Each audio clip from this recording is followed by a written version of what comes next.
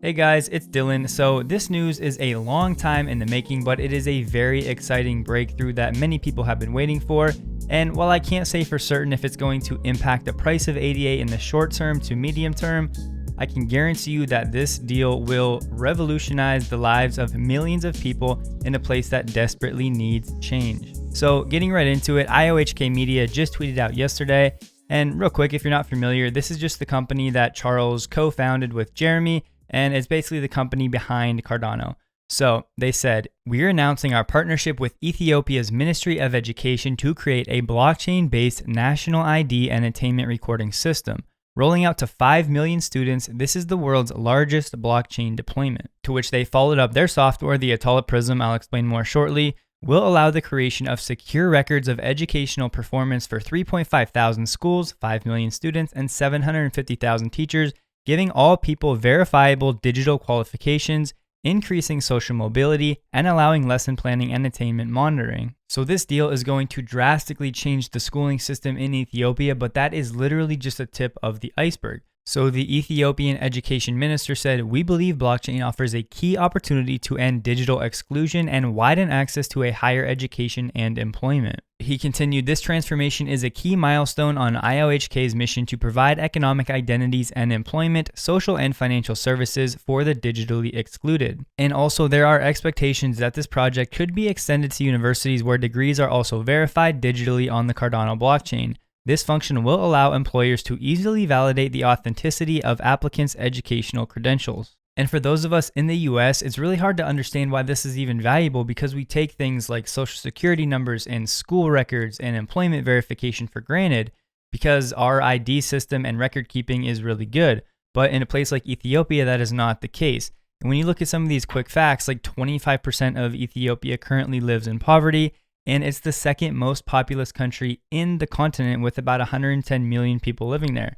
So this deal with the government that's starting with the school system, if it goes well, it could expand to many other applications as well. And we also have to remember that there are still about 3 billion people globally that have poor identity infrastructure and that are unbanked. So when you hear that term poor identity infrastructure, just think of CLI, credit, lending, and insurance. These things are severely limited in these places because there are poor records basically, and it's hard for people to verify who they are, what they've done, and they can't prove their credit worthiness. Now, when you think about business opportunities, that's drastically hindered when you have poor identity infrastructure. So Cardano coming into a place like Ethiopia is going to unlock a ton of new potential. And in a recent interview, Charles Hoskinson said, 2021 is kind of our overflow year where we're pulling together and turning on all the things we dreamed over the last 5 years. That includes things like our governance stack, smart contracts, metadata standards, token issuance, full decentralization. We're getting nation states to do cool things and we're bringing millions of users in through that push model. And now I did see online there were a lot of questions about this deal, like why would the IOG, which by the way, the IOG and the IOHK are basically the same. If you take a look at this, the IOHK used to be Input Output Hong Kong. Their headquarters used to be there, but they have since moved. So now the name of the company changed to Input Output Global, but I think online they're still used synonymously. So with that out of the way, it was the IOG who signed a deal with the government to offer support and to build the infrastructure for the future services in the country using Cardano. Second, people don't understand why they had to sign a contract in the first place because with the decentralization of the blockchain, anybody should be able to do it anywhere. Well, the answer is everyone needs standards and consistency, especially in the government organizations. And it's simple, really. If you have 10 different universities using 10 different blockchains with different reportings, different standards, there's going to be no interoperability and it's going to make things more confusing. So having one standard for all schools is a very clear solution. This is exactly what Cardano and Charles have set out to do. But as mentioned, this can go way further than just the schooling system.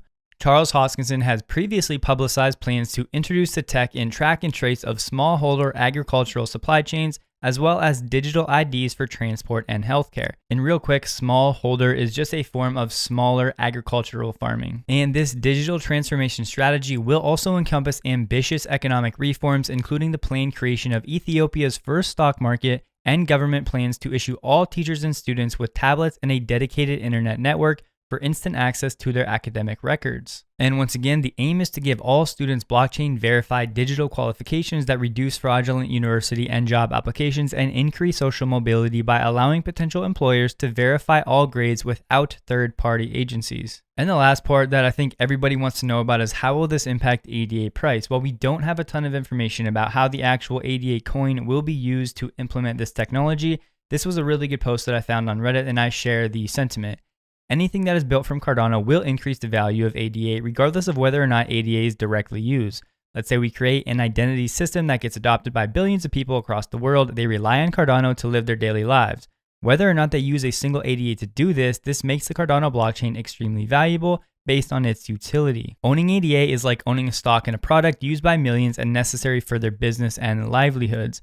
That is why Cardano is obsessed with creating true utility for people, governments, and businesses. They're not worried about supply and demand of ADA impacting price. They make extremely useful products they know will make ADA extremely valuable in the long run. So I'll leave you with a quick clip from Charles, and I'll see you guys in the next one.